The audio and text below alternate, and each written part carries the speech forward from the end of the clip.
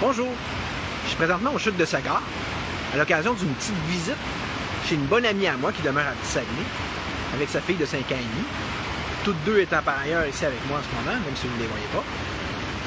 Or, c'est justement de sa fille que je voudrais vous parler en tout premier lieu.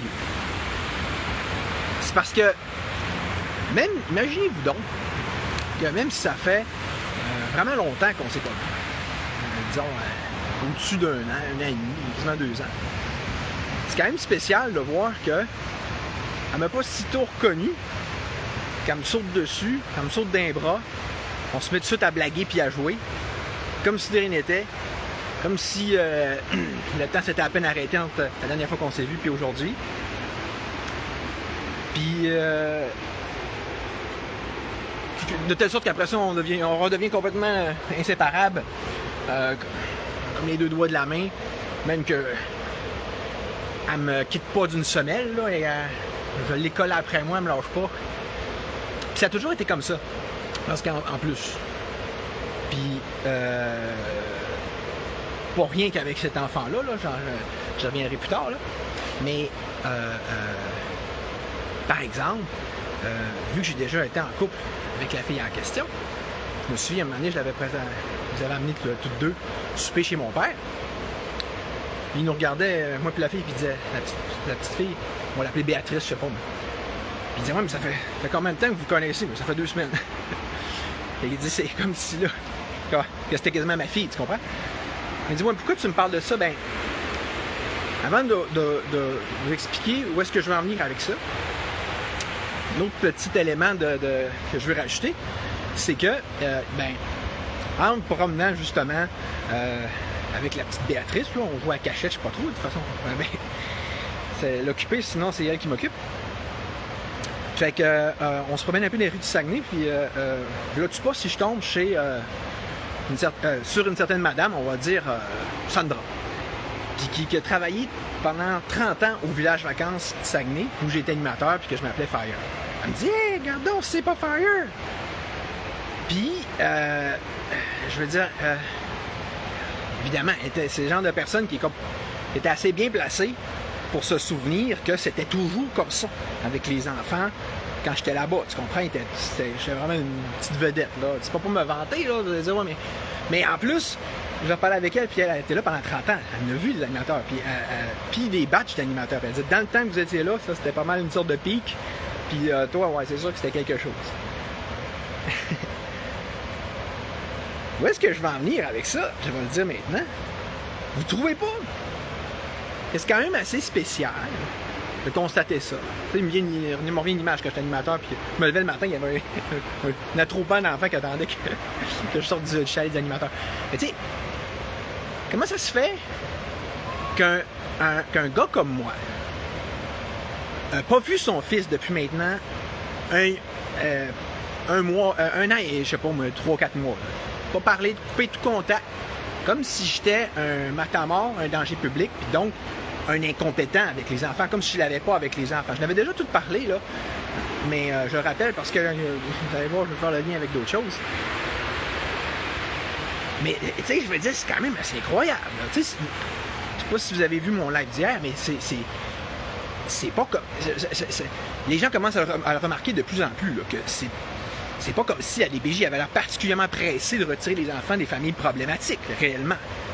Mais on dirait que on dirait que c'est tellement l'inverse. Quand c'est un bon parent, ils veulent pas que l'enfant reste là. On me dit, ouais, mais t'as peu. OK, regardez bien ça. Autre élément de réflexion. Dans cette rue-là, où demeure mon ami, il y a plusieurs familles, toutes sortes de familles. Il y en a qui sont... C'est comme... qui viennent de toutes sortes de milieux éducatifs ou culturels, là, ils sont pas tous riches, etc. Je vais réciter quelques genres de petites paroles que j'entendais, okay? Des paroles de chialage, là. Genre, hey, ça c'est non, on fait pas des choses comme ça. À un moment donné, j'ai entendu ça, quelque chose comme ma grosse, je suis pas trop sûr, je vais pas en rajouter non plus, avant d'enchaîner avec un gros sac, genre calice, ramasse-toi esti, Puis tu sais, en criant vraiment fort, là, c'est assez! Là, il me dit, ouais, mais regarde, Charlot, où c'est que tu vas en venir?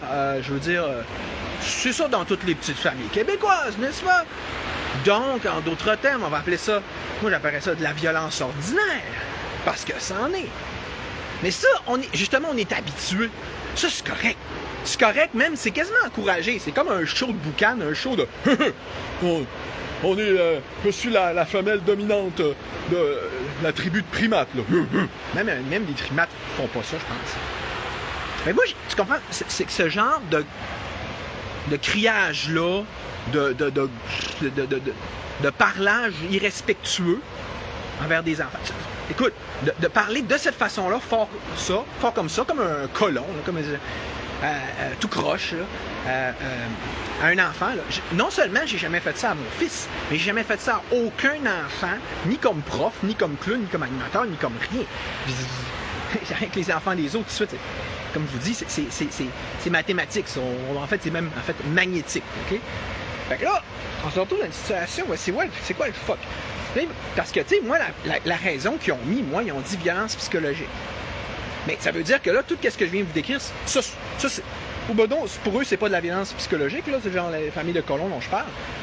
Mais c'est une parmi 1 million d'autres. Le Québec est peuplé de monde de même. Mais ça, c'est correct. Puis c'est pas de la violence pour eux. OK, fine. Mais moi, c'est parce que ça donne, j'ai écrit un livre là-dessus, puis sur ce genre de choses-là. Puis je vais vous remettre le lien dans la description. Puis, ouais, mais mon opinion, c'est rien. Ah ah! Mais c'est basé sur 4 excellentes formatrices. C'est même pas des hommes, c'est des femmes. Mais pas des petits TS de DPJ, non, qui sortent de l'école puis qui savent en réalité rien, ni de la vie, ni de l'éducation d'un enfant, ni des théories de l'éducation qui soient alternatives ou conventionnelles. Non. Oui, regardez, je ne me répéterai pas, vous checkerez puis vous verrez. OK? Donc, eux autres, c'est drôle, hein? Et dans leur livre, là, je répète, dans mon livre, mais dans leur témoignage que j'ai recueilli, entre autres choses dans mon livre, c'est justement le genre de distinction qu'ils prennent soin de faire. Que du gros criage, là, du beuglage, comme un innocent, c'est pas bon, ça sert à rien, c'est gratuit. Ça, c'est de la violence gratuite. Alors que un bon parent, un bon éducateur, sait que ça va faire. Ça n'a même pas besoin de lever le ton. Normalement, tu vas juste dire... En fait, la technique quasiment centrale, c'est à travers différentes approches, ça va être celle qu'on désigne. C'est le principe de donner des choix, tu sais. Ou tu fais ça, qui va avoir telle conséquence, ou tu fais telle autre chose, puis là, ça va aller mieux, tu sais. On va dire que c'est un faux choix, mais en fait, c'est un vrai choix. C'est une éducation à la liberté et à la responsabilité, justement. Tout choix a des conséquences. Bon. Ben, tu sais, ça, là, tu me crées-tu? Ça m'a été reproché en cours. Ils m'ont dit, Spécial Olivier, s'il demande quelque chose à son fils, il s'attend à ce que ce soit fait pour vrai. Il lâche pas le morceau jusqu'à ce que ce soit... Ils veulent pas qu'on éduque les enfants pour vrai, OK, en disant, oui, il y a une vraie modification de comportement qui va se faire, ça va être comme ça, parce qu'ils veulent pas qu'on tienne notre bout, qu'il y ait un vrai apprentissage. Ils veulent que l'enfant gagne, puis qu'il soit mal élevé, puis qu'il fasse ce qu'ils veulent. C'est carrément ça. Mais qu'en contrepartie, on bugle. On fasse, tu sais, là, on lève le ton pour simuler une autorité, simuler une, ça se donner un sentiment, en fait, de domination, quand même. C'est hallucinant! Puis savez-vous quoi? C'est même pas rien que ça. Moi, là, comme signe des temps, OK? Ça donne que... Ben, je fais une parenthèse. Moi, mes parents, on a acheté notre premier chalet dans Saint-Jean en 96, l'année du déluge. J'ai toujours dit que c'est comme si on avait surfé sur la vague du déluge. Les Saint-Jean, dans le temps, ça brassait. Les Saint-Jean, dans Saint-Jean, OK? C'était hot. Pas juste les Saint-Jean. Puis même quand j'étais animateur par la suite au village vacances, un des gros trips qu'on avait, on allait se pitcher en bas du quai. OK? On allait se pitcher en bas du quai, OK? C'est même une activité officielle du camp de vacances, je ne sais pas s'il fait encore ça. Mais, tu sais, c'était hot, c'était dans l'air du temps. Mais c'est parce que là, ça donne, hier soir, on l'a fait. Moi, mon ami, puis son frère, On se dit, hey, let's go, hey, il était tard, on s'en va là-bas. Puis, mais avant de vous dire qu'est-ce qui s'est passé, comment ça a viré, je vais raconter encore une autre parenthèse. C'est que, en fait, les choses évoluent tellement vite, puis pas pour le mieux, évidemment. V'là pas si long, v'là un an ou deux, je venais ici, là, les jeunes, c'était beaucoup des enfants de gens qui étaient au plateau, une éco-communauté de l'Anse-Saint-Jean. Puis donc, il va voir un polyvalent Fréchette, tout ça. Puis là, ils me reconnaissaient, hey, c'est Charles-Olivier, là!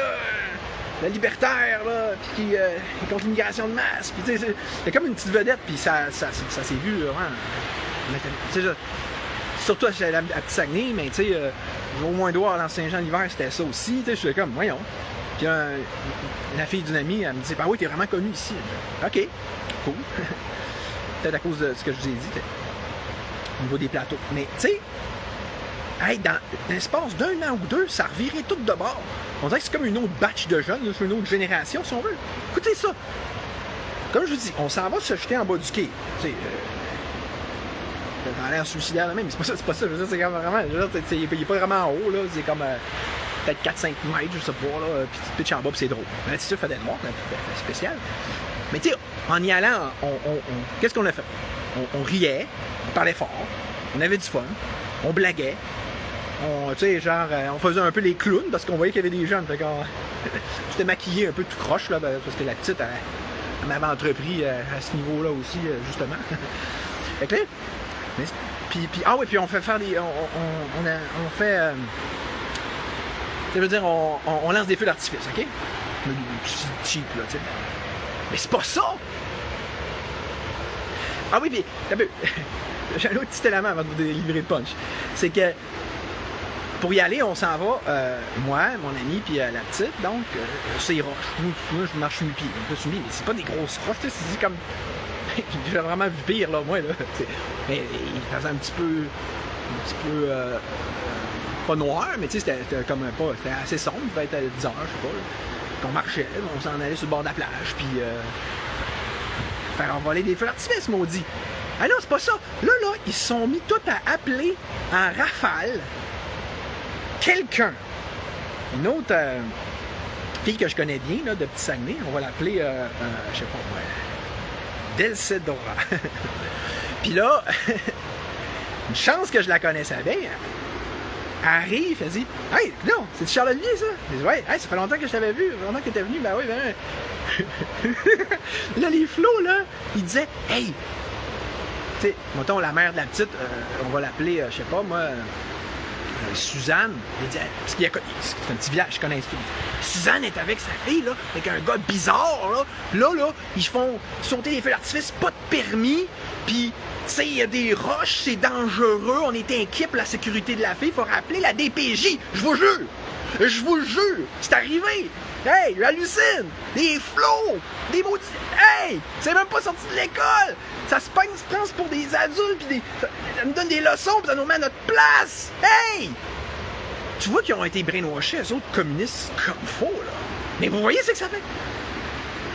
Tu sais, la fameuse... C'est pas vrai que... C'est pas juste un système de dénonciation, c'est une culture de dénonciation. Pis tu sais, si on vient à la petite... madame, là, qui chialait au bord de la rue. Elle n'a pas de signalement. Pas beaucoup de... Les gens, ils disent, correct, ça, c'est habitué, on connaît ça. Hein? Il y a une norme. La norme, c'est ce qu'on est habitué, c'est ce qu'on connaît. Fait que ça ne veut pas dire c'est bon, c'est pas bon, c'est juste... c'est ça, c'est la normalité dans ce sens-là, tu sais. Fait que là, si t'as pas de signalement, t'es correct. Mais si quelqu'un, il t'aime pas, exemple, il veut se venger pour une raison X, il peut, puis il va te faire un signalement. C'est la meilleure façon de faire du mal à quelqu'un dans ce système-là. Fait que ça peut être, non seulement ça peut être instrumentalisé, mais ça l'est presque. S'il y a une affaire qui est systématique là-dedans, c'est bien plus ça qu'autre chose. Fait que là, il y a une discrimination totale entre ceux qui sont... Il n'y a aucune uniformité là-dedans, là. C'est, t'es-tu signalé ou pas? Dans genre, t'es-tu sur la norme un peu ou pas? Donc, comme je disais dans le live d'hier, les gens, est-ce qu'ils t'aiment ou pas? Puis c'est en fonction de ça, ce que tu vas garder tes enfants. Pas en fonction des grandes théories psychologiques que même, puis éducationnelles, dont je fais que je me trouve à transmettre dans mon livre, moi-même que je prends le flambeau qui a été livré par d'autres. Mais tu sais, c'est comme... on parle de grands principes quand même, que non seulement même les TS ne comprennent pas, mais s'il y en a qui ne comprennent pas, c'est bien eux autres. Mais là, c'est indépendamment de ça, là. C'est... ça n'a aucun rapport avec l'éducation et le bien-être des enfants, comprenez-vous? Mais tout le monde se donne une grande importance puis se pense bien bon de signaler, par exemple, parce que dans leur petite tête, pour évoluer, que ce soit celle d'une TS ou des flots comme ça, eux autres, ils se pensent bon, là. Puis là, il expliquait ça à mon amie, là, Delsadora, puis elle a tout détricoté ça, puis elle a dit, ben non, regardez ça. Puis elle trouvait ça cute. Elle disait, ben oui, ils veulent le bien commun. Mais je dis, c'est pas cute du tout. C'est ça, le communisme. C'était ça, en Russie, c'est encore là. Ça, c'est communiste. Comment on va le dire? C'est plus un système qui est tout à fait communiste. Mais là, il n'est pas tout à fait pareil que celui de la Russie. Il y a des petites nuances. Oui, comme il y a des différences entre les différents pachydermes. Tu sais, un rhinocéros, c'est pas exactement comme un hippopotame. Genre, il y en a un qui a une corne. Mais à part qu'un éléphant, il me trompe. Mais tu sais, je veux dire, tu te trompes pas tant que ça en disant que c'est des pachydermes. Tu comprends? Fait que... mais ça, cet élément-là, il est complètement, c'est un point commun, puis c'est un point central. Mais je sais pas si vous voyez, de un, que ça va pas bien, que c'est pas un bon système, puis que ça s'améliore pas. Vraiment pas. Parce que là, moi, écoute, je sais que j'ai l'air jeune, mais, tu sais, quand j'étais animateur, ça faisait, ça, je parlais avec la madame là, de Saguenay, là, je sais plus quel faux nom que j'ai donné tantôt, mais ça fait 20 ans, là. Donc, d'accord, hey, ça fait longtemps, ça fait 10 ans. Mais non, ça fait pas 10 ans, ça fait 20 ans. Fait que, tu sais, j'ai pas né de la dernière pluie non plus, j'ai vu neiger, puis j'ai vu passer non seulement plusieurs hivers, mais plusieurs batchs de flots, puis de gens, puis de... Mais c'est vraiment quelque chose, genre, tu sais, faire le clown, faire l'animation, tout ça, là. Dans le temps, là, ça c'était vraiment, tout c'était hot, puis ah ouais, plus t'étais fou, mieux c'est. Aujourd'hui, c'est pas ça, là, c'est... il est bien bizarre. Et d'un, il a les cheveux longs. De deux, regarde, moi et mon ami, on était nu-pieds. Hein? Tu comprends? On est rendu dans une société de même. Tu peux pas avoir du fun. Tu peux pas... en fait, d'un, tu peux pas que tu aies du fun. De deux, il faut que tu sois exactement comme les autres. Vraiment comme des petites automates qui marchent en ligne en arrière de l'autre, comme dans le clip de la chanson de Pink Floyd, de Brick in the Wall. Another Brick in the Wall Part 2, que je vais vous mettre dans la description. C'est... Moi, je suis renversé, ça me... Tu comprends? Ça me... Tu sais, c'est comme mon petit patelin. C'est là ici que mon cœur rit, moi, le Bas-Saguenay. Fait que de me voir attaqué par cette putréfaction sociale-là, cette décadence absolue, ici même, tu sais, c'est chez nous, ici, calique, je suis plus capable.